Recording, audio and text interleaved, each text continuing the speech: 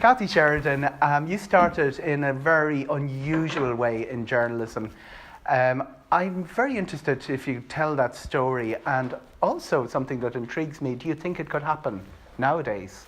No. Well, it could. There's new things about journalism.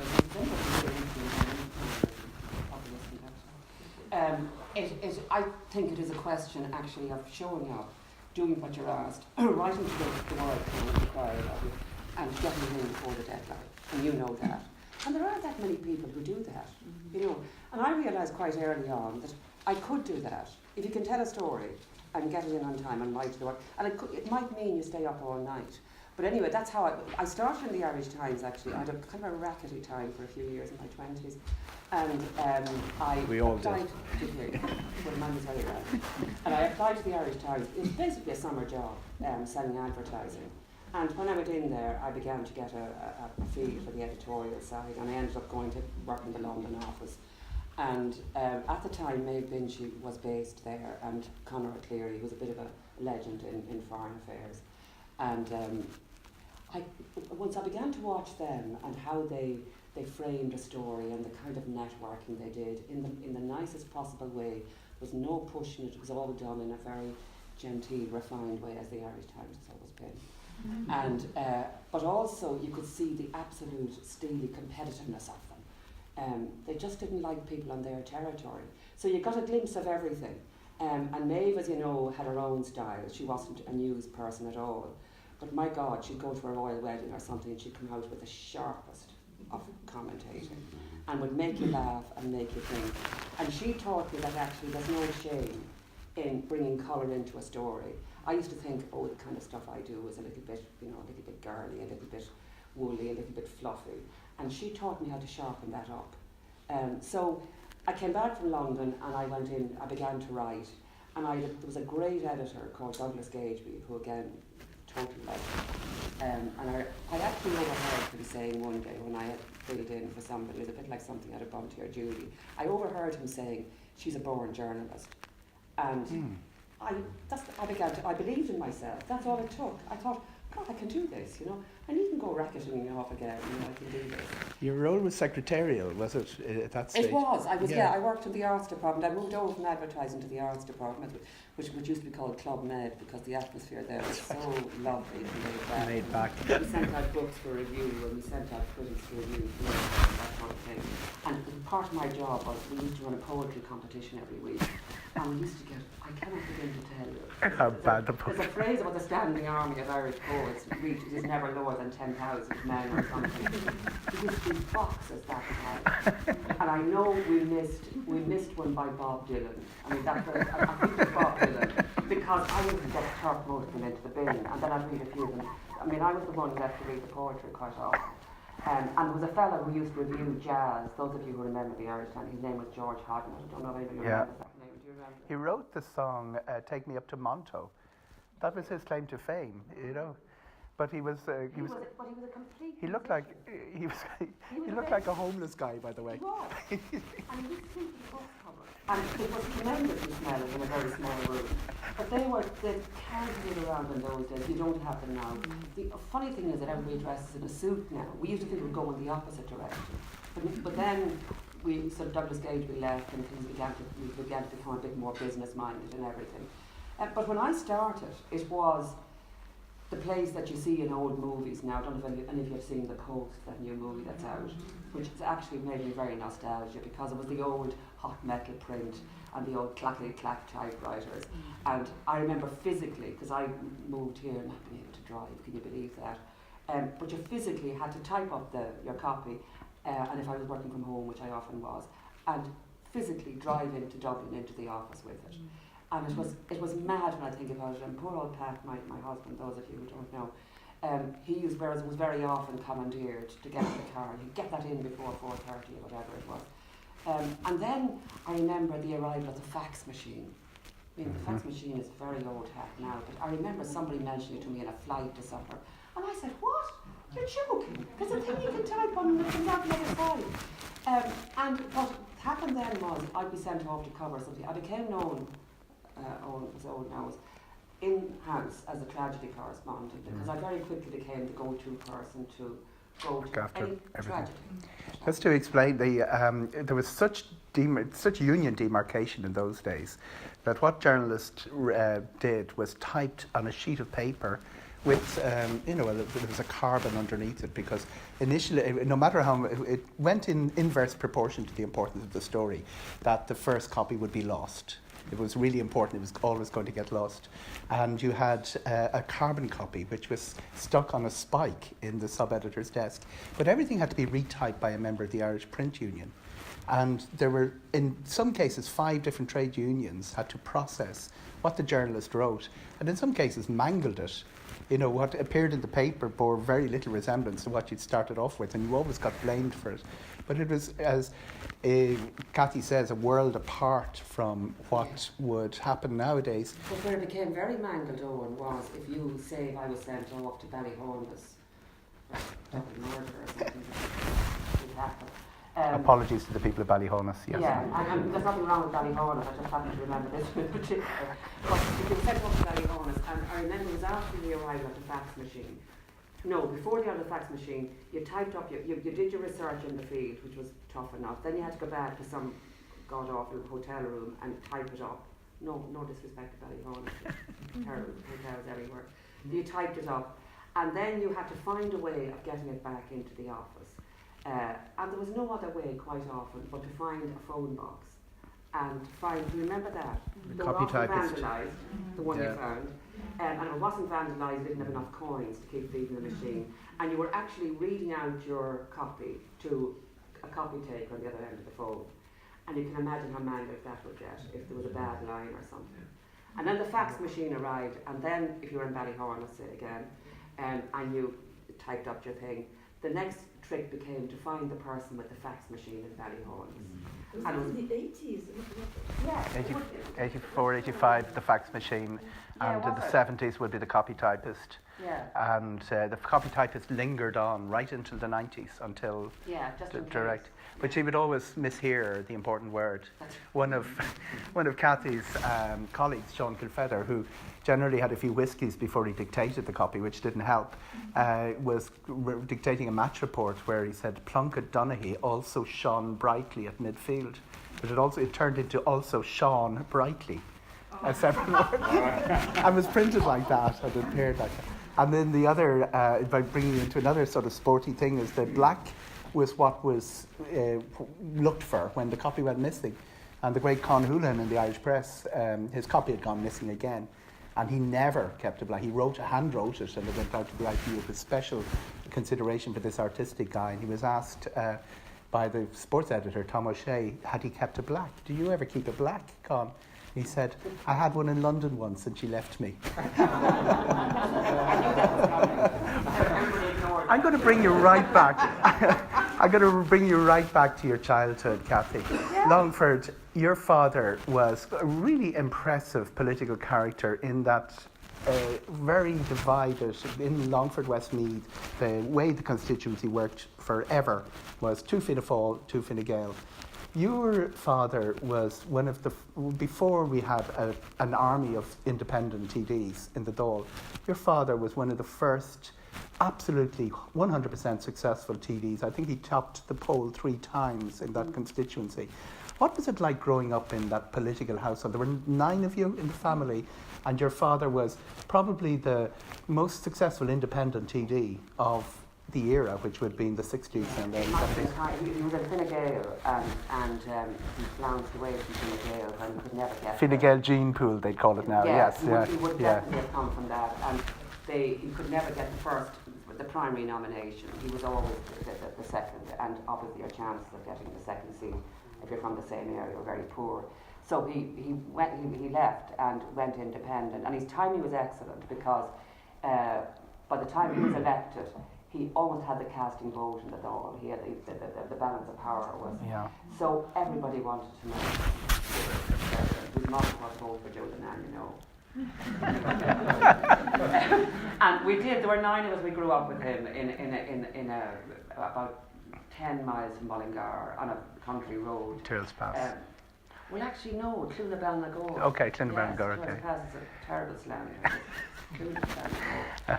And just to put people who would know Pat in the community, his father came from Rochford Bridge, so you had a sort of a Westmeads thing going on. We had that in common together, that's right. Great. Yeah. But there were 9 of us, and from the time we were born, practically, we were writing letters. My father would dictate letters to us, and we'd write them out. And by the time we were 8, probably, we knew how to reply to an unfortunate constituent who was looking for maybe whether she had a house repaired or quite often to have his drunk driving conviction quashed. I remember we had a guy, all sorts of weird things would happen. A guy was involved in a hit and run one time, and he wound up hiding in our house until my father managed to send him up. I mean, TDs, I don't know, I presume it still happens, but they became the absolute magnet for everybody because they knew they'd get a sort of, maybe not a sympathetic ring, but at least a rational one, you know. I mean, I remember a guy who was bankrupted and he hid his lorries around the back of our house for a while. I think he was sold out as well. So it wasn't just people looking for all kinds of favours. Well, not so much favours. They were entitled to a lot of what they asked for. They really were. They just couldn't make head nor tail of the bureaucracy. They didn't know where to go. Quite often they were entitled to stuff that they didn't even know existed. So TTs, in my view, back then served a very real purpose, and literacy wouldn't have been universal the way it is now.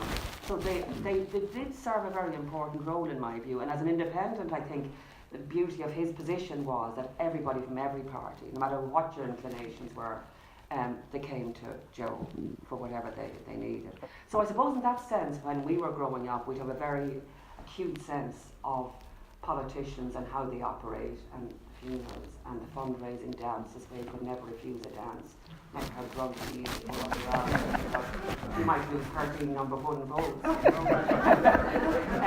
So I suppose when I went into the Irish Times then, my father would have known, say, Andy Kelly's father very well. He would have known Brian Cowan's father very well.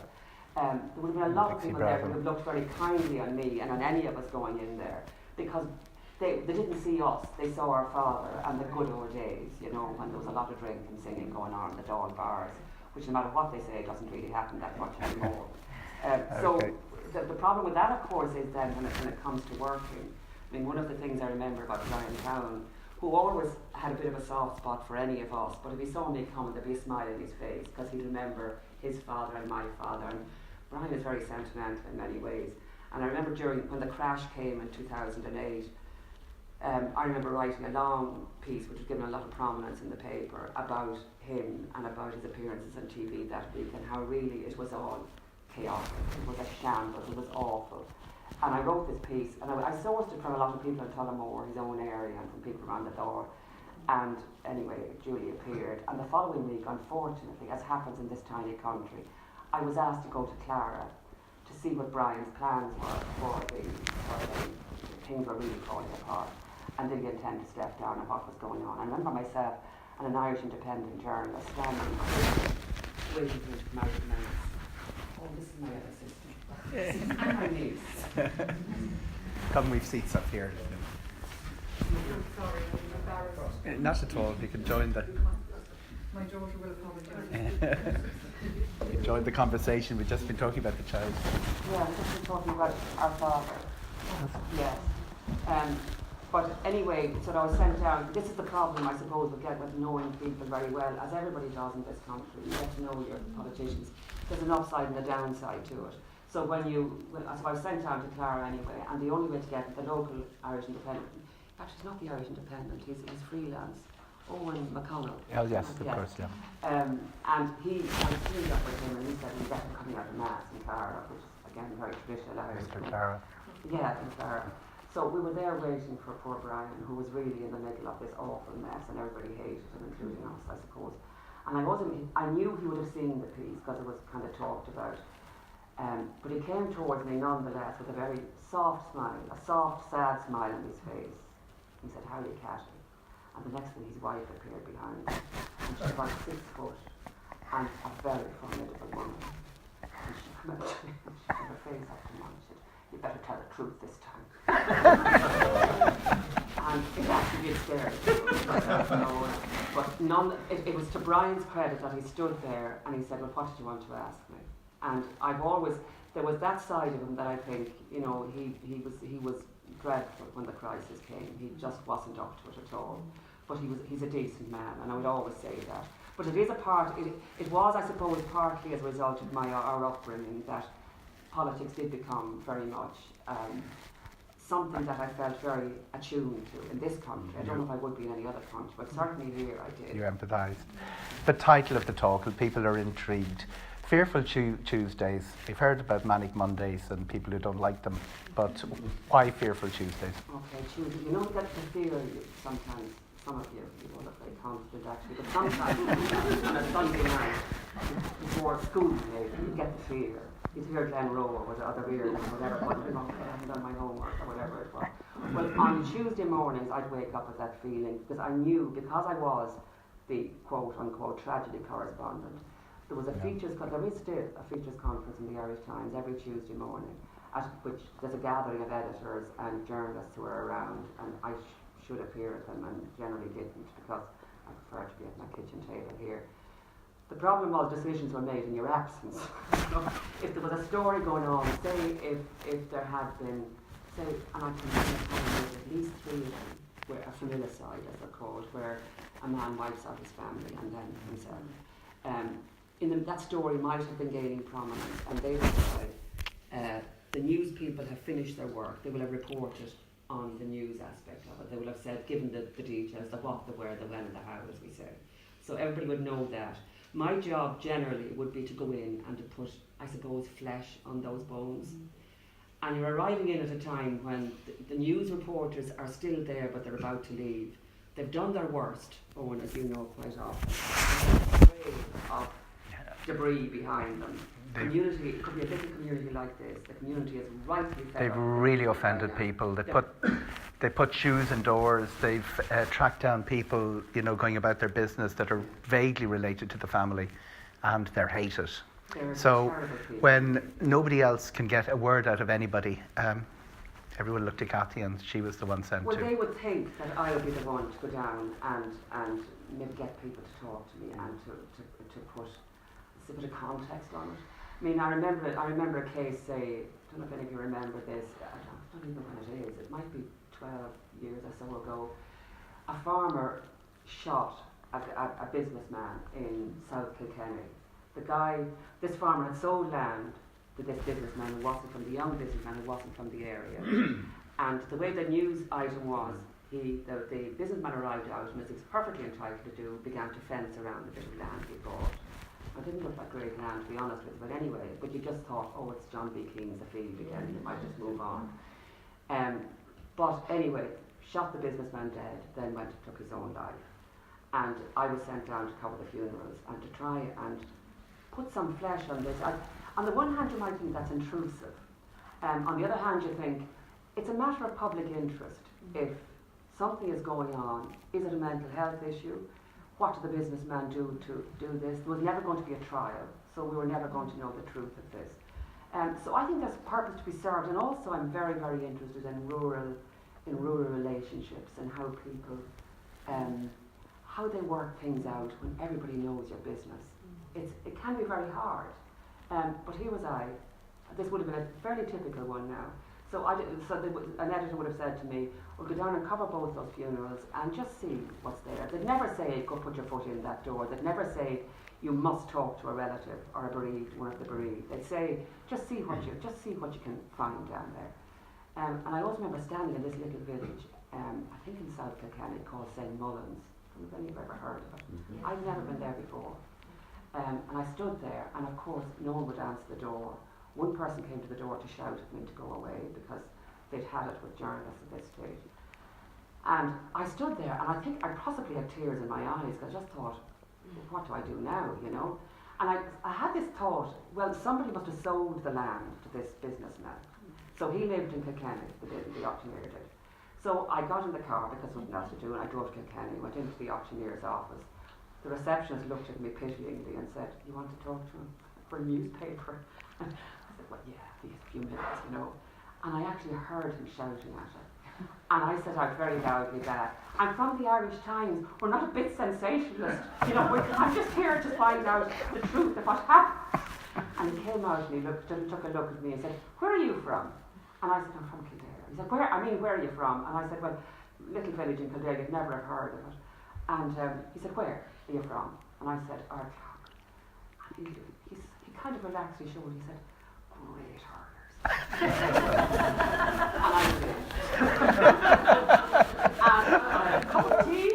And he actually, at the end of the day, I had talked to that man, to the farmer's sister. And it turned out to be one of those really awful stories where the farmer had worked the land for 30 years. He was only in his maybe 50s. The parents had then, when they died, the surviving parent, left the land, left a bit of land to the sister and the house, but all the rest of the land to the brother. But he was extremely unhappy. And it turned out what happened was that he would go down to the pub. He didn't talk very much. He was going down to the pub and he would sit there brooding. And all the lads from the gun club used to come around and say, that's terrible what's going on. And I can't remember his name, it's Michael. That's terrible what's happened to you, Michael. You should go and get justice. You should get justice. And I know this is how it happened. It went to court. The court awarded they said, told Michael he had to sell up and give her her share or give her the house and the land as was decreed in the will. And anyway, Michael got really mad. The fellas kept encouraging him. And finally, it happened that he turned up when this guy came out to measure to there had been a couple of scenes which any farmers here would know about where there had been boycotts of the auction and that sort of thing. And anyway, in the end, he came out and he shot the guy. And the weirdest thing about it all was, one of the things that interested me greatly was, believe it or not, the gun club gave him a shotgun guard of honour at the funeral, which I think shocked, whatever about rural people, city people were absolutely bedazzled by this. They are still not over it. But anyway, that's a little snapshot insight into the kind of story. This is why my tutors were so fearful. I knew I was probably going to end up standing in the middle of a little village with little tears in my eyes, feeling very sorry for myself and thinking the people are so mean to the media. And actually I understand perfectly, because I've always said if something terrible happened in this community, I'd be the last person to talk to anyone from the media. And I strongly advise you all to do that as well. We've had experience. It's turned into a circus. Is it getting more difficult? You've done all the huge high profile, the Joe O'Reilly, Grain Dwyer, the Lying Eyes. Is it, when it turns into that level of a circus, how do you actually try and get the story, get to the truth of the matter, get that narrative that you managed to do in that story in Kilkenny? I suppose those trials went on for weeks and weeks and weeks, and I suppose part of the value, and here I'm about to try and sell you something, I'm trying to sell you the idea of quality journalism, which is an organisation that spends money on journalism. So, for example, in several of those cases, I would have sat there for maybe 5-6 weeks in the court, and during that time, you'd get to know people. So, I remember a couple of times, in fact, relatives of the victim would have approached me and said, we know there's a story going to be written at the end of this. A lot of these people here are going to try and do the full story. We'd like to talk to you.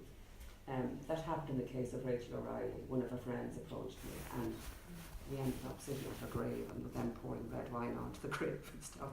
And it was actually very sad. But it's one of the great things about working for a newspaper that people trust. And I know that in the case, I don't know if you remember the murder of Celine Cawley, her husband murdered her. In that case, I always remember my colleagues absolutely sighing with frustration when her brother approached me in the court. And I had written something about her case, something very brief, but he came down to me and he said, can we have a word? And the next thing I was being introduced to the whole family. And again, it's partly, I suppose, a little bit of spade work on my part, but mostly lucky enough to work for a paper that doesn't do lurid headlines, that doesn't steal pictures. I mean, I can tell you, I remember going up to Omagh. Do you remember that? Some of you here, maybe you're too young to remember the Omagh bombing. But going up there... August 98, yeah. 98, God, you have a great memory.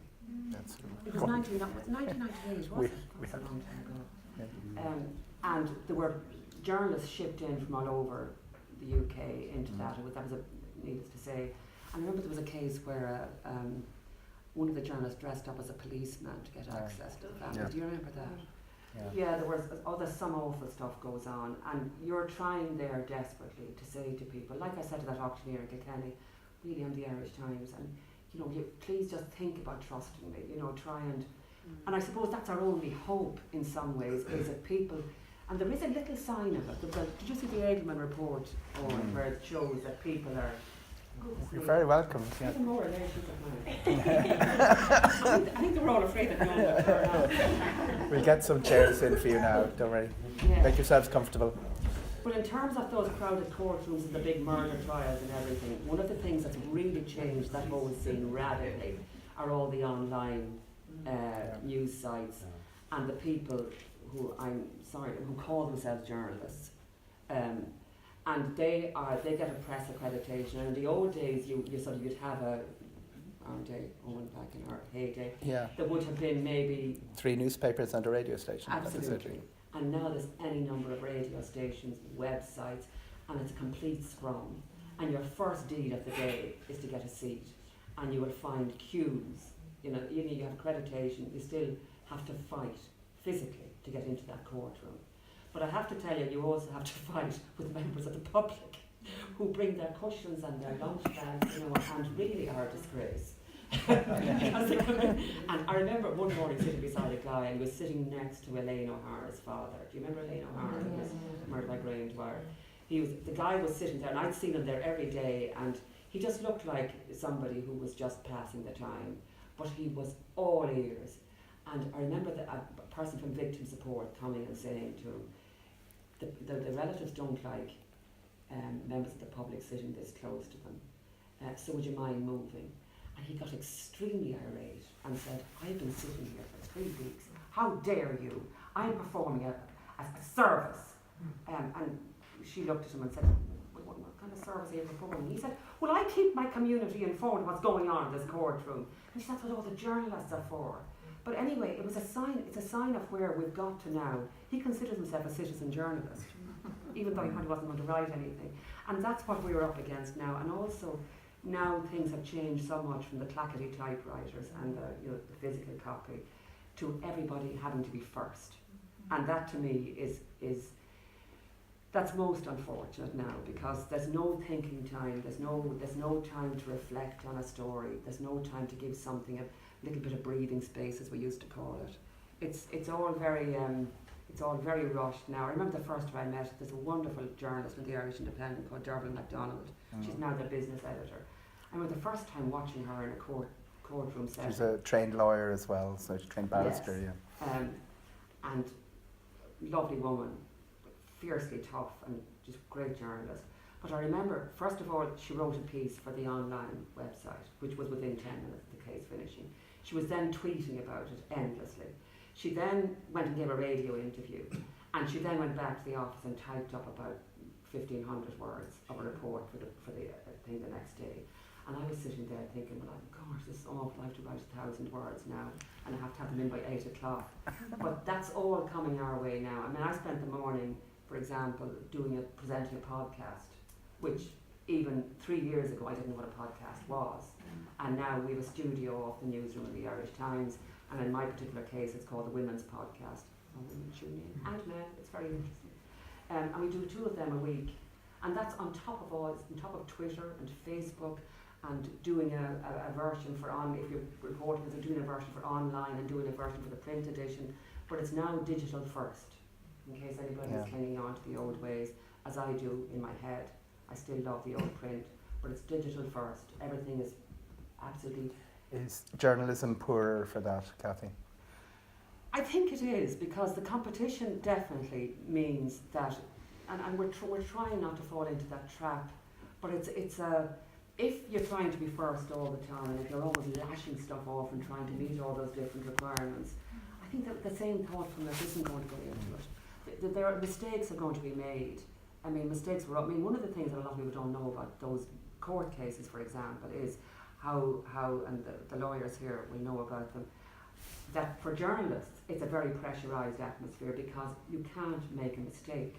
If, for example, I'm writing up a report, I mean, I remember covering a trial in Clover Hill Courthouse. I don't know how many of you know, there's a courthouse there as part of the Wheatfield prison compound. And there were these 4 guys, I think, it was at the height of the Limerick drug feuds. And it was a gang of guys from Limerick, one of whom was called Frog Eyes something. I mean, their names, their nicknames, and they referred to this in the court papers. And they were vicious looking creatures, and there had been various rows about where the case should be held, and witnesses had to go under protection and that sort of thing. And I was sent out to Wheatfield to cover this trial, and there was airport type security, scanning, body scanning, everything. I'd never seen this outside a courtroom before. And there was only myself and say 2 other journalists. So I got chatting to one of the prison officers before the case started, and I was saying, so there's photographers outside. I said, will they be coming in that way or where? And he said, oh no, they won't be seen at all. They'll be brought in through a tunnel from the prison into the courthouse. I said, oh, I didn't know there was a tunnel. So I went off about and listened to the court, listened to the hearing, tapped out this and said, it began my piece by saying 4 prisons were let in through a tunnel because I thought it was a nice bit of atmosphere, you know. And the following morning, your worst nightmare, you get it. Yeah. I arrive in and there's no jury, but there's the judge and 4 sets of barristers, senior and junior, and they're all waving my article and arguing vigorously with the judge. And they were all basically saying the piece she's written has tainted the trial and she's collapsed it. And I remember the judge looking down through it was Paul Carney looking down and saying, would you be Miss Sheridan? Yes. And it was actually, it was a fearsome moment. I said yes. He said, did you write this piece? I said, I did. He said, do you know what you did? And I said, no, I don't know. Because usually those things are caught. The other thing about a good paper is you have filters. You know, you have sub-editors and editors, and you have might even be lawyered, as they say. So if you make an obvious legal error in something like that, it'll be caught. In this instance, it wasn't. What I had done wrong was, by saying they'd come in through a tunnel, I had revealed they were being held in custody. Mm-hmm. And by doing that, I might prejudice the jury, who now knew they were probably a flight risk, that they probably had a history of some kind of violence. And this is the problem with reporting on the courts. And if you watch Orla O'Donnell or any of those people who have to go out and suddenly do a broadcast and not put a foot wrong, they will have sat through legal argument, which is always held in the absence of the jury, because it's about whether or not certain evidence is admissible, say. But if you forget, or if your brain suddenly has a little aberration, and you include something that was actually said when the jury was out, you actually could collapse a trial, and it has happened, you know. So it's getting more and more difficult, and if you have a courtroom that's full to bursting with journalists all in competition with one another, it happened actually during the Graham Dwyer case, yes, where I think a college magazine, they reported every single thing that was said during a legal argument because they hadn't the training. And that very nearly collapsed a trial that had already been going on for 2 weeks. And there was murder about it, but it was a great reminder that, you know, journalists, if people think you're just sitting there sort of, you know, watching the... Now, a lot of tabloid journalists are sitting there and thinking, oh, you know about this. I remember sitting between 2 of them, and they're great fun to sit beside them. They knock the seriousness out of a lot of the time. But I'm sitting there sort of taking notes, Karen, trying to take everything down. And they're sitting there and they're not taking anything down. No notes, yeah. They're waiting for... one moment. The splash. And they'll actually sit forward and say, there's a splash, and they're gone. And to explain the splash, it's when you open your 2 pages of your Sun on your mirror, there's a big headline across the top of it, and it's the moment in court where somebody cried or burst into tears. I remember I was sitting beside one of these people, and his only thing he'd written on his notebook was fishnet tights. I had 14 pages of notes, and this fella had fishnet tights. So they're waiting for that one moment, and it turns they need a complicated trial to be in one sentence, and the splash is the dream of a tabloid newspaper. You get kudos if you produce lots of splashes. You get to be editor, and it's a 2-page spread out of one of these trials, complicated trials. But they're, you know, I wouldn't denigrate them that much, because it is a huge training to be a tabloid reporter as well, but not certainly the polar opposite of what Kathy was sent off in her Fearful Tuesdays to do. Yeah. And you were sent not just to the Irish tragedies. When was the first time the Fearful Tuesday editors dispatched you abroad? I think the first foreign case I ever covered, excuse me, anybody here who's English, would have been the Jamie Bulger case. Yeah, which is a long time ago. I've never forgotten it. On the little legs, they were tried in an adult court, and they were only 10, and their little legs dangling over the side of them. The huge controversy about whether they knew the difference between right and wrong, and some of the details that I think never came out about. They couldn't be reported. The reporting was restricted. Yes. That's right. Yeah. Which I don't know if you all remember that. Some of you might remember that at the time Jamie Bulger's mother always said there was a sexual aspect to that, even though they were only 10, and there were all kinds of questions asked about how they might have been influenced. They did use batteries to penetrate his poor little anus. But anyway, that I don't believe was reported. I think it's a funny thing. It would be now. It would probably be a splash headline. It would probably still be restricted court-wise. But one of the problems that has arisen is that the jurisdiction, a lot of the stuff is showing up out of the jurisdiction in websites. So the court has no... that is true. And that has come up in Dublin cases as well. And in the Belfast rape trial, I was going to say that you see a debates now going on Twitter and that sort of thing, which is so alien to our, we are told it could prejudice a trial very easily. Yeah, it could, and it's very worrying. Yeah. And you were in Kosovo. I arrived in Macedonia actually on a British Army, those Hercules planes, with troops. Yeah. And then when NATO went into Kosovo, I would have gone in there sort of basically along with them. You team up with another journalist, you find a fixer who speaks the language. That's basically as simple as that. If you're from the BBC, or if you're from Sky News, or if you're Christian Amanpour, you get a red carpet laid down before you, and helicopters and all sorts of things. But for the rest of us mere mortals, you do your own fixing, which means finding your own accommodation, finding a car, storing up on food, because we knew there would be none in Kosovo because the place was a war. It was a war zone.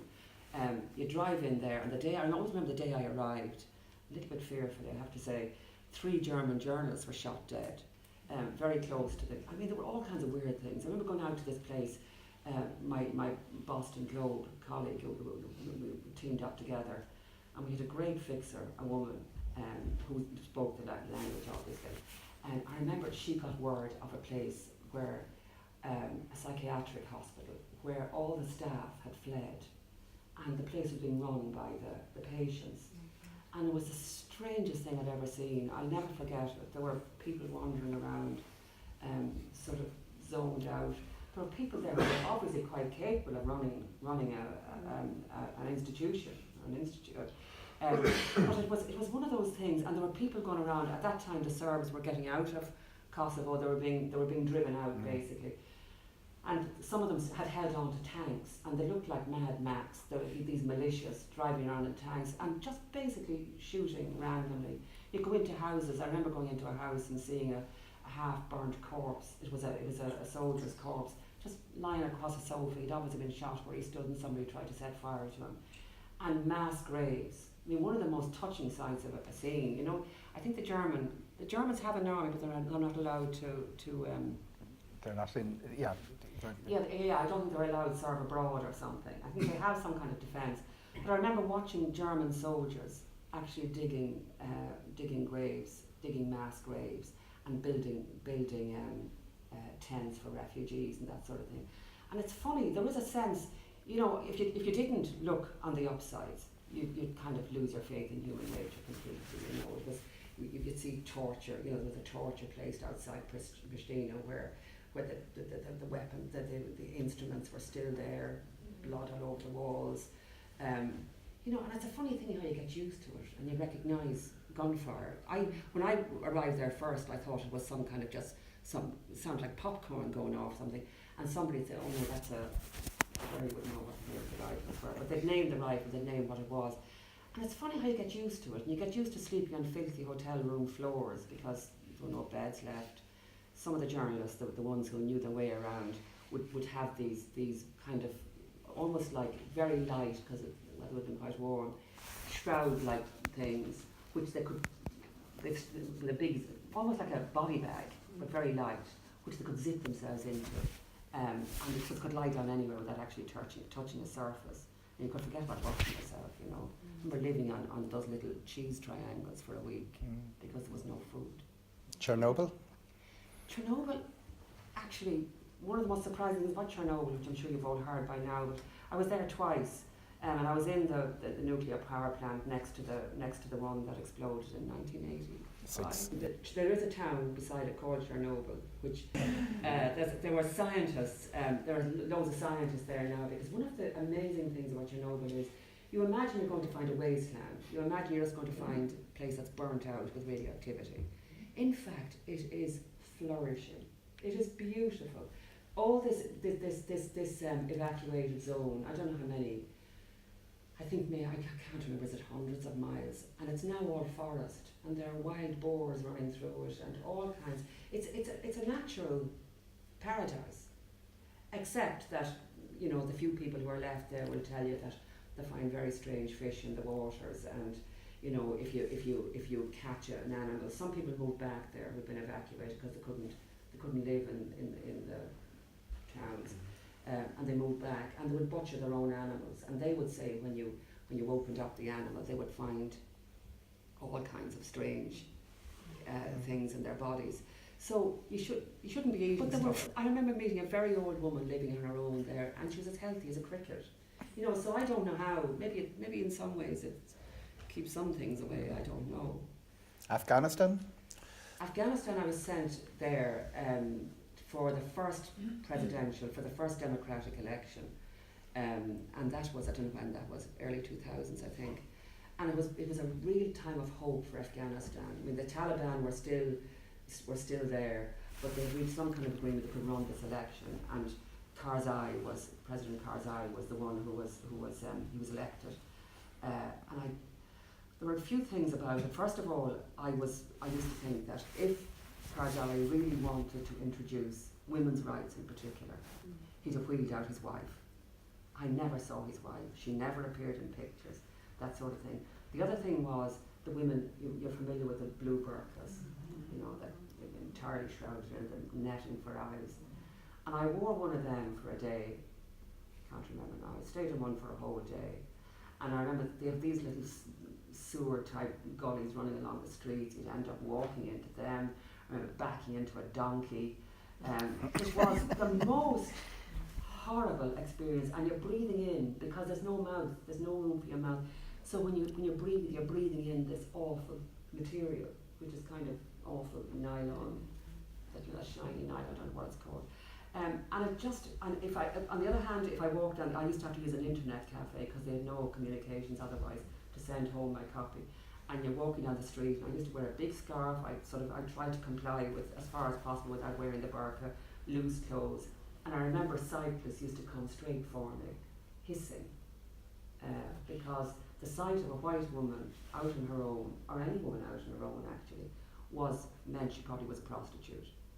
And it's one of the places I came away from thinking it's a 50-50 chance of that place coming out of this horror show that it's in, and now it's worse than ever.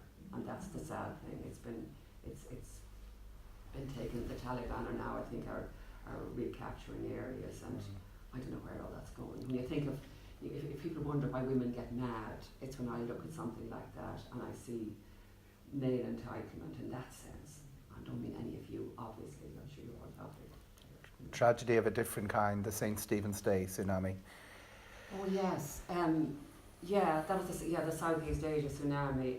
Now I did land a rather good one in that case, I have to say. I could have ended up in Indonesia, which was absolutely Aceh was destroyed. Yeah. There was nothing left, and thousands of bodies, if I remember rightly. I was sent to Sri Lanka, where the tsunami had only hit basically the shoreline, say within half a kilometre, and inside of that hadn't been touched. So what you had for about half a kilometre inshore, you were coming across people, and this is, I suppose, my outstanding memory of people clawing at rubble, trying to find bodies, and the terrible, terrible smell. Awful smell. You knew there were bodies there. That was the awful thing. You never had to ask somebody where you're trying to move up there. But the other side of it was, because the inner part of it hadn't been touched, I stayed at the most beautiful hotel. I was entirely on my own at the hotel. It was in one of those old plantations. It was actually owned by the governor of Sri Lanka back in the day. And it was this very weird dual existence of being out, talking to these really, really sad people during the day, and then going back. This absolute luxury at night. Lap of luxury. We had about 100 staff just for me. Yeah, it was actually, that had its upside. Lap of luxury, travelling with the president. That was one of your beats as well. They obviously were being nice to you. You were with Mary McAleese in Saudi Arabia. Was that another burqa experience for you? Not quite a burqa, but I do remember as the plane was landing. And the lovely thing about travelling with the president is you kind of you get to travel in her entourage. So you get to travel in the fast cars and the flag flying and all that sort of thing. It's really nice. One of the things, just as the plane was landing, there were, I don't know, maybe about 3 or 4 journalists travelling with her, and we were each handed a bag with this big long, what are they called? Not even that's the scarf. The abaya? Yes. Great. Yeah, the full-length black thing. Really very unattractive. It's very loose. Now it covers everything, that's the upside of it, and also the scarf around your head. And so you knew you were, but at least it wasn't a burqa. And one of my enduring images of that is going into shopping malls and getting a bird's eye view of really wealthy women wearing these most magnificent abayas. You saw the difference in quality. You saw the beautiful, they were almost glittering shoes underneath. It was, and they were just beautiful. There was a lesson there from all points of view that you can make anything beautiful if you have to. But the other thing is, I remember Mary McAleese when she delivered her speech. My God, we were so proud of her. She got up, no head covering, but the difference was that all the men were in this area directly facing her, and over to that side, corralled to the side, a huge timber partition between them, were the women, all in black, and mostly with their faces fully covered, almost fully covered. So that was interesting, and I have to say maddening. It's given me a view now of people. Feminists argue all the time about women's choices. If I choose to wear hijab, scarf, abaya, then why shouldn't I? That's my choice. But I just feel so much of it is obligatory, and you have the religious police going around, literally whipping people. Now they've loosened up considerably, but that's the way. It's a view of women that I think is it's obviously not dead and gone. Still, what would be your abiding memory out of the entire 30 years of career there? I have 2 things, and they're both thankfully very upbeat. One is when the Queen came to Ireland, I was given the plum job of the Garden of Remembrance. That was a very much sought after one, and I don't know if any of you remember that scene where I'd been up to the north so many times, covering tragedy after tragedy. Horrific stuff where you drove across the border and you breathed a sigh of relief coming home. And you thought, what is all that about? What is it about? And I remember the Queen bowing her head in the Garden of Remembrance and thinking, oh my God, we're okay. It was such a wonderful, wonderful thing from a symbolic point of view, from a physical point of view, everything. The other one was, I was sent to cover Obama's first inauguration. And I remember we had to get up at some awful 2 a.m. or something on the coldest place I've ever been in Washington, D.C., because it's always held in January, as you know. And I remember coming out of there with a few RTE women who were also covering it. And we came out onto the street, and suddenly we were joined by thousands of people, most of them black. and all singing. And they sang all the way down to the Mall. It was just fantastic. I remember meeting me in Selma, Alabama, you know, where the first of the rebellions were, I suppose, for want of a better word. And just, there was such happiness. And I suppose this is what makes me very sad now, you know, looking at the way things have turned around. I'm not even going to mention that man's name. maybe he Voldemort. Yeah. Voldemort is Yeah, a very good that's name his for name. him. Yeah, I think it's terribly sad what has happened when I think back on that. But I treasure that, and I feel immensely privileged to have been there for both of those things. I said we'd try and keep it to around an hour of your time, Cathy, and we're coming to it in about 3 minutes of that. I did also say that this is a community conversation, and there must be questions.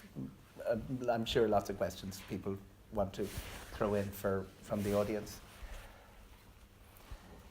We've a gentleman. Yeah, we've a gentleman here in the just second last row there. How would you say if someone wants to get into journalism today, how would you go around doing that? Yeah, part of the problem nowadays is, and it's not today or yesterday it happened, but and I never did an interview for anything. I mean, it's I regard myself as extremely lucky. But nowadays, actually not nowadays, they set up these media studies courses, which I must say I've sort of bit this and that about. But generally how people get in now is they get placements. They go on the media studies courses and they get placements, and I think that's right, Owen, isn't it? Yeah, there are hundreds of people graduating in journalism every year, and there's about 4 jobs for them. It's reached a stage where it's almost it's wasting people. It's taking money off people under false pretenses to put them through 4 years of courses. The two most prestigious are the DCU and DIT courses. You can do an arts degree and do a master's in DIT, DCU, or a very good course in NUI Galway, and one in that Geraldine Kennedy is Chancellor for in Limerick. What story got you the best reaction, through the years that people talked about after?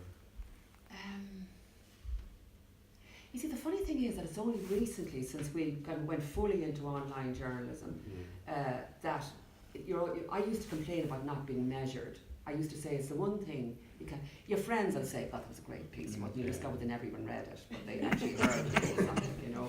And very often people come up to you and say, "God, I know you. You wrote that piece. Yeah, what's this it was?" Yeah. Well, anyway, I'd say, "Don't worry."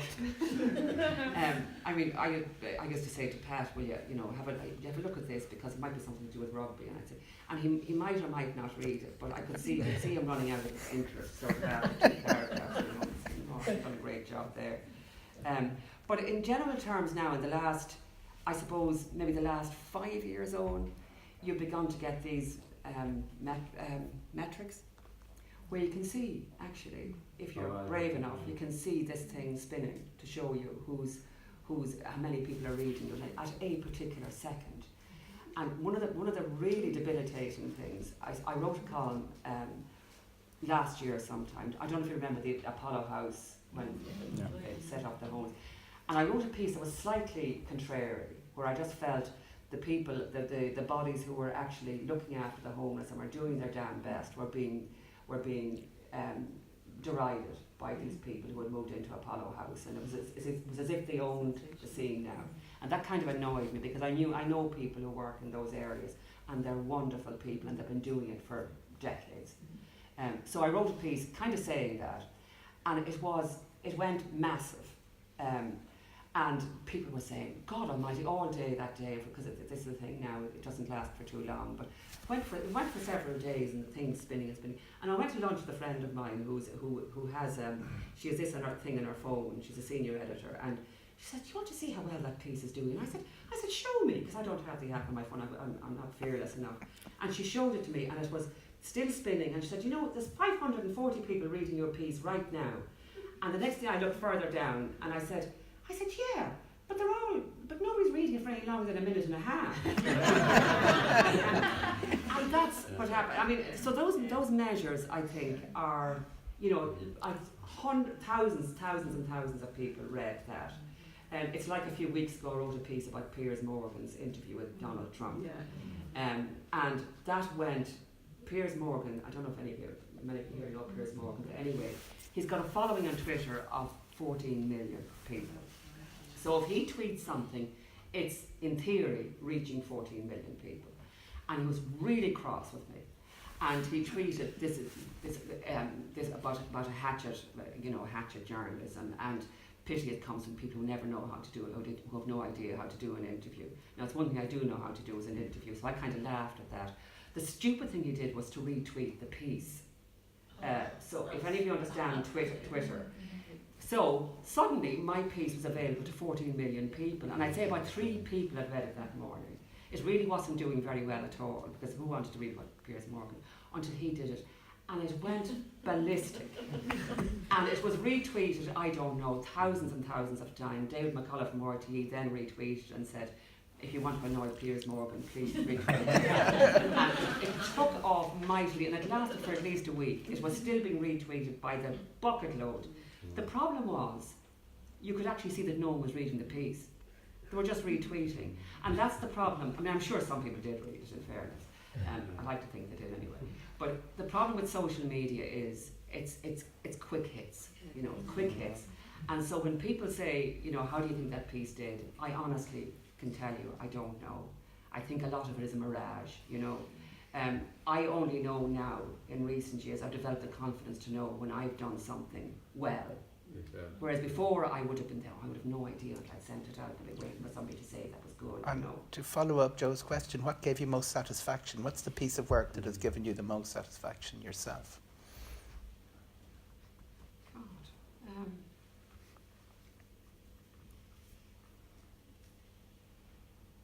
it's hard because sometimes you write a column, which is only 800 words. The kind of little bite-sized things, and let me see, that Apollo House piece, actually, I was happy with that because I had got a few, what I considered to me to be important thoughts in there, and I made people look at the homeless situation in a different way, that it isn't as simple as just providing a bed. A lot of these, 50% of those people, I talked to loads of people before I wrote it, 50% of the people actually have severe addiction problems. So finding them a bed is not what it's all about. So sometimes you do something like that. That really did make me not happy, but I felt that's what journalism is for. You achieve something. Yeah, you've made people difference. think. You've given a different angle to something. And as I say, we're not digging for coal, but And you became the official biographer of the Celtic Tiger, God rest his soul. You did the Crash book. You were a co-author of the Crash Frank book. MacDonald, Yeah. our environment correspondent, and I wrote a book called The Builders, which was I had tried to write books before, and the great thing about writing with Frank is it's all in there, it's in his head. And he's the most fantastic memory, and Frank is always on trains going to Seville or to Ibiza or somewhere, and he'd text me and say, I've just written 3,000 words on the train to Verona, and I'd be at home at my dreary kitchen table sort of trying to thrash out 20. But it was tremendously, it was very enlightening from that point. We had a great editor, but it did involve looking very closely at, say, 10 guys who at that particular time, crash hadn't quite happened. It was actually just as the book was being published, was just going to press, that the crash came. Now, people tell me now they didn't see it coming, but I can tell you, there was a guy in particular called Donald Caulfield, who he wore this Dolce & Gabbana beanie with little glitter bits in it, and he used to bring his girlfriend. This is, I suppose you see Conor McGregor doing it now. He actually was the only one I've ever met who boasted about the money he had, and I really liked him for it. He had his own private jet. He didn't hide anything. He was young, he was good looking, he had this gorgeous ex-Miss Wales or something girlfriend. And he was tremendously happy with his lot. And I remember bringing me out to see this place called Belmont, which is Clare Hall, it's near the airport. And that was all his. And it was all ready to go.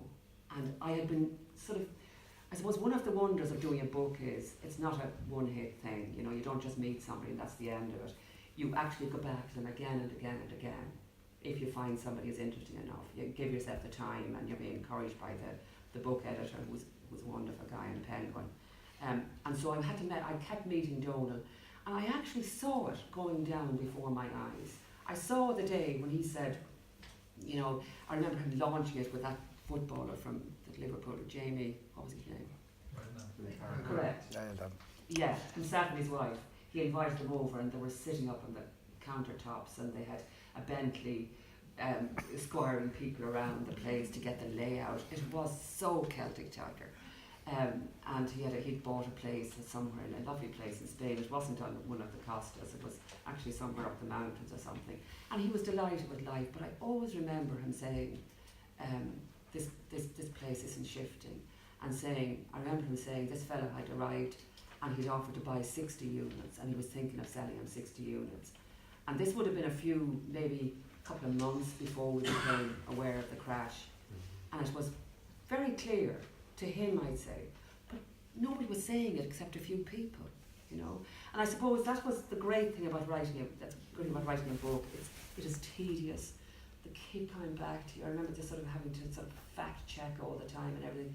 And the Irish Times, kind of the sub-editors really do that for you, bless them, you know. In this case, it's down to you. And I always remember on Christmas Eve getting a call from our editor, or the MD of Penguin, saying that Jim Mansfield, I don't know if you know who I'm talking about, City West, all that he was raging about what I'd written, that he had locked people out, or he didn't pay his contractors. Because all of that was coming to the fore. Do you know all that stuff about making people self-employed when they're not actually, you know? And that happened a lot during the Celtic Tiger, and Jim Mansfield actually didn't pay these poor little subcontractors. And I put that into the book, and I did check it out. And I always remember him getting a call on Christmas Eve to say he was going to sue both me and Penguin. And what the guy from Penguin said, I remember being absolutely, I nearly had to go to bed. And he rang back and said, I thought you sounded a bit upset. I said, I am upset. I said, I'm nearly hysterical. This guy is going to leave. This guy has bottomless pockets. He's going to keep going. And the guy said, isn't that what insurance is for? Yeah, life insurance. And, you know, we were all... Anyway, he never went ahead with it, and the poor man became ill and died then, so that was the end of that. Terry, what do you think of the international journalistic response to the time they were in Srebrenica? International journalists that were in Srebrenica at that time, did you think that they actually gave the story a good telling? There were a lot of brave journalists, I think, you know, who really did risk their lives. I mean, that's exaggerated a bit by some, but my God, they really were, they did risk their lives. I don't know, I would say they did report that the UN stood by, didn't they? I mean, there was, are we talking about the same thing yes, now? That's right. Yes. But very, I mean, the talk reported, but not too much, like, in other words, that was the major national event of the year, you see, in the context of international peacekeeping.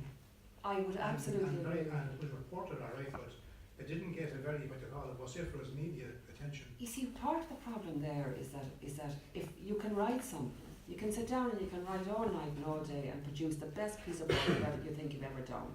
And the paper can do its job and put the great headline on it and give it loads of space. But if people aren't interested, now you're interested obviously, but it fascinates me. If you ever, again, part of the wonder of the measuring the attention articles get, if you look at the most read pieces in the Irish Times, just sometime have a look, if you've never done this, have a look at the top 10 most read pieces. On a Monday, you'll probably find 5 of them are sport. And on a Wednesday, you'll find 5 of them are sport.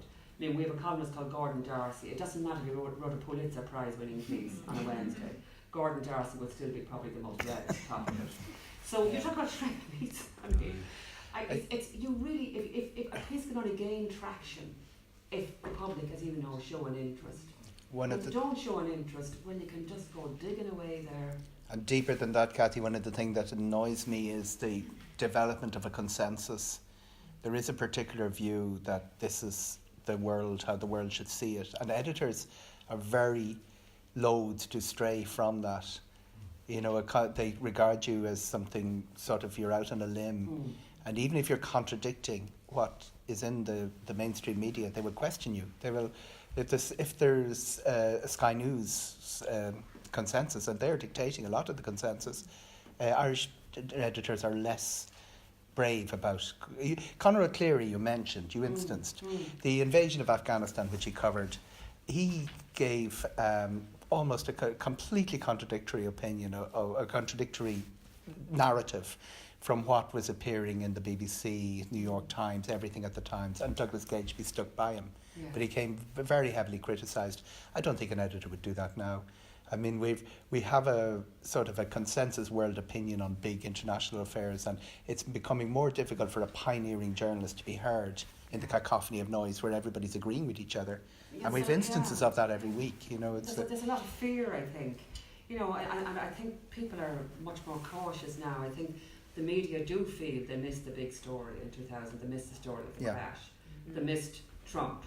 Now, I still think Trump, that had a lot to do with the way, with the Russian operatives and how they sort of, I wrote a column, what day is today? Yesterday, about this, about how they I think they tweeted, just coming up to the US election, they say, for example, there's a tweet about Hillary Clinton, which said, Hillary is a Satan, she never stops telling lies. Donald Trump may not be everything you want, but he's a good man and he loves his country. Now that was tweeted by, I think, 45,000 times, say, by Russian operatives, who obviously had an interest, and this is a fact, who obviously had an interest in Trump winning that election. Do you know how many times that was retweeted? How many people actually laid eyes on that in the end? I think it was 280 million.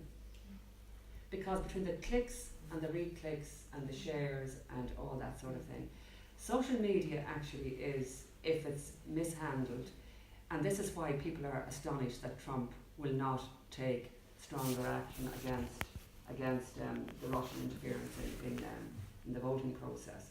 I think because they're going to do it in every country. They're getting away with it, they're going to do it in every country. And that's not paranoia, that's a fact, you know. And it's something that, one of the things, if I say nothing else to you tonight, if there's anybody here who still thinks that the internet and social media is not their business, they really should think again. You cannot see the world clearly now, or even semi-clearly, without knowing, say, how Twitter works. I mean, I'm not on Facebook. I think it's a loathsome thing. But I do know it's unbelievably powerful. How many, I don't know how many, does it have 2 billion, I think, people subscribe to Facebook. So it's probably the most powerful entity in the world. And if you don't know what's going on those, and if you have children, for example, I'm not saying it's all, there's wonderful, wonderful things about the internet and about how I never have to go into the Irish Times ever if I don't want to. And that's because of the internet and because I can access our library and I can access everything. I know the good side of it. And it's also very good for democracy in many, many ways. But there is that other side where it can be mishandled. And I think we should all be ultra aware of it. Yeah, Kathy, I was just wondering, do you have a concern for the future of the print media? I sure do. It's still my very favourite thing. I still love them. And I also think you absorb things better. But that just becomes a generational thing, you know. I think in print, you spend longer at something, you leave it there and then you go back, you'd rather have to click in and out, which annoys me. But that maybe is a generational thing. I mean, if we had sort of, maybe 13, 19-year-olds here, they'd probably sort of think, what is she on about? I read everything. Look at the circulation figures at the 6 monthly, and you take 5% off all the titles across the board. Yeah. It's declined. She's serious. We're overrunning seriously, but we'll take another question here, yeah. Can I ask you about the impact of being the tragedy queen, of following those stories? You come in the door, you pull the door, you hang up your coat, feed the dog, and what happens then? Or do you feel that you've done your duty, you've told the story, you've done your best? What happens to you personally? You must be impacted. I remember coming back from Kosovo, I think, and I had to come back through. I actually had to fight my way through the airport out of there when I wanted to come home, because they had this tiny, you have no idea, the bureaucracy was unbelievable. You had to get a stamp here, a stamp there, this tiny little room, Anyway, I actually said to the guy behind it, everybody was shouting at him, and I said, I want a ticket to anywhere. I actually had to, this is a nice thing, but I knew the Irish Times would pick up the bill. And I ended up flying to Geneva. And in the airport, I was so low that I actually bought a pink suit. And I hate pink. And I never wore the suit. But that is probably the most reactionary thing I've ever done. The wonderful thing, and I will say this to all of you here tonight, I remember you all with such affection in recent months. With such affection. I have never felt so privileged to be part of a community as I have in the last while. And one of the things was coming back from anywhere. I wasn't walking into an urban house on a city street. I was coming back to Ardclough, where the buggies give you a smile in the morning, and where you're walking along and you say hi to somebody, or the people leave you alone. There's no. It is the most peaceful place. The canal walk. No, it was a great place to come back to, and I think that's one of the sad things about journalists. We actually forget things very quickly, and I have a terrible memory. People. One of the things I hate most people saying to me, and it happens often enough. You're at sitting at dinner with people who don't know you very well, and somebody starts to tell some kind of a silly story, like but a brother-in-law of theirs who had an affair with somebody, and saying, I can't think. This is kind of off the record. This is private. Can you imagine how moving that is? Race off the loo and start taking notes. But it happens quite often. People think your ears are sticking up all the time, and you're dying to take a note and to put this on the front page of the Irish Times. And I've got quite cutting now with people who say that to me. But the upside of that is you do forget very quickly. I have to say, I remember leaving Afghanistan and getting on it was a British Airways flight from Kabul airport, and being able to take off the scarf, and I left it on the plane. I've been wearing it for the weeks I was there, and I asked for a glass of champagne, and I was home. I felt I was, So I'm afraid you'll find very few journalists who brood, because isn't that right? Kind of move on. On that wonderful note, I want to thank Kathy Sheridan for her valuable 90 minutes of your time.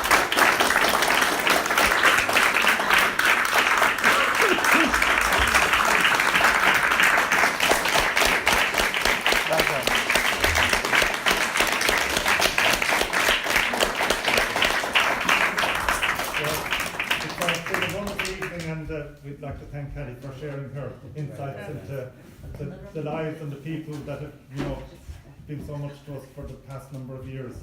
I'd also like to welcome the extended Garrity Sheridan household, so you're very welcome to Ardclough. And I think it's also appropriate just to remember Pat. Pat was among his many other contributions to society. He was a member of the Community Council, and in fact he was chairperson of the Ardclough Community Council for 2 years, so I think it's good to remember that as well. This is the second talk that we've had, and I'm delighted that the standard has been so high. We've had two wonderful speakers, Eoghan and Kathy, and I'd like to thank Eoghan as well for steering the conversation in such a good direction. Easily steered. We're not going to do many of these, but we will do a few more before the end of the year. And if you have any ideas as to who you'd like to speak at an event like this, please let us know and we'll follow up on it. We have one or two other things happening in the next week or two. We have a gardening course starting. It will be given by Paddy Madden, who is also a member of the community, and he has expertise in both gardening and he's renowned as a teacher. So maybe I think it's starting next Tuesday. So if you're interested in that, contact Tony or myself. I think the only other things then is just to say that Jory is making the tea and coffee. So if you'd like to hang on for a cup of tea or coffee, you're very welcome. And I'm sure our friends over in the J Club would be delighted to invite you over there for a drink as well if you'd like to do that. And just finally, there are some costs associated with the lighting and the heating and so forth. So if you would like to make a contribution, there's a little box on the way out, but it's entirely up to yourself. And if you've forgotten your money, that's fine as well. I'm afraid there isn't a great fee for catching you off. So thank you very much.